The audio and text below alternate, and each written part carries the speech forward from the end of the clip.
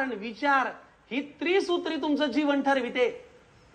आहार म्हणजे तुम्ही जो आजकाल घरात घेत नाही तो, विहार म्हणजे तुम्ही कुठं बोंबलत हिंडतात ते, आणि विचार म्हणजे बहुतांश माणसांच्या मेंदूमध्ये कधीच चांगली येत नाही ते.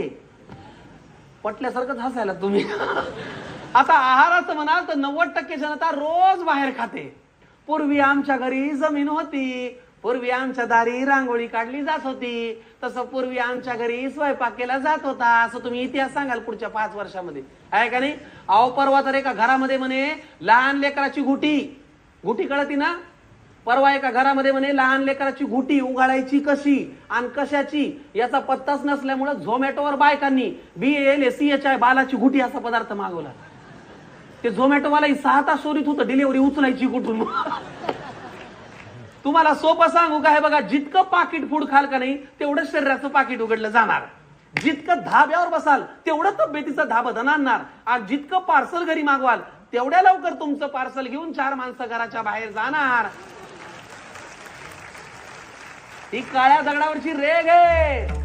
आता बघा, या आहार घेणाऱ्यामध्ये परत 2 प्रकार आहेत. पहिला प्रकार आहे मन मारून आहार घेणारे. याच्यामध्ये सगळे डाएटवाले भामटे मोडते. दीक्षित डाएट. मला ते आधी उलट वाटायचं, दर 55 मिनिटांनी 8 तास खायचं, ते उलट आहे. 8 तासांनी 55 मिनिटं खायचं.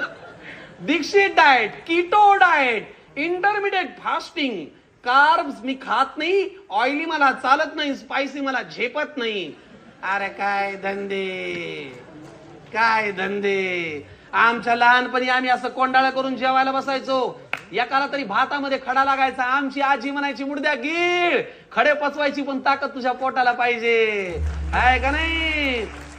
पण आता तुमचा गहू असा पॉलिश आहे, असा फेअर अँड लवली लावल्यासारखा पॉलिश आहे की त्याच्यामध्ये खडा सोडा बोंबल्याला सत्वही कुठं सापडायचं नाही. प्रकार क्रमांक 2, पोट मारून आहार घेणारे. याच्यामध्ये ते लोक मोडतात ज्यांची डेअरी आणि कोलेस्ट्रॉल काय वाढलेलंच असतं. यांना तुम्ही किती सांगा, बापून्या थोडं कमी खा, फुटून मरायची वेळ आली थोडं कमी खा, हे कुणाच्या बापाचं ऐकत नाहीत. यांचं करिअर 3च शब्दात आहे, बोलूया, भेटूया,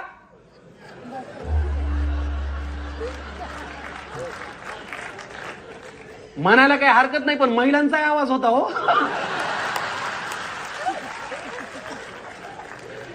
आता तुम्ही म्हणाल बाबा तुम्हाला काय माहित बाबा का ढाबा किचवतं, मला माहित नाही, पण आज आमचा धिंगाणा पाहिल्यावर तुम्ही कुठेतरी बाहेर जाताल ना, जिथं कुठं जाताल का नाही तिथं गेल्यानंतर जेवल्यावर हॉटेल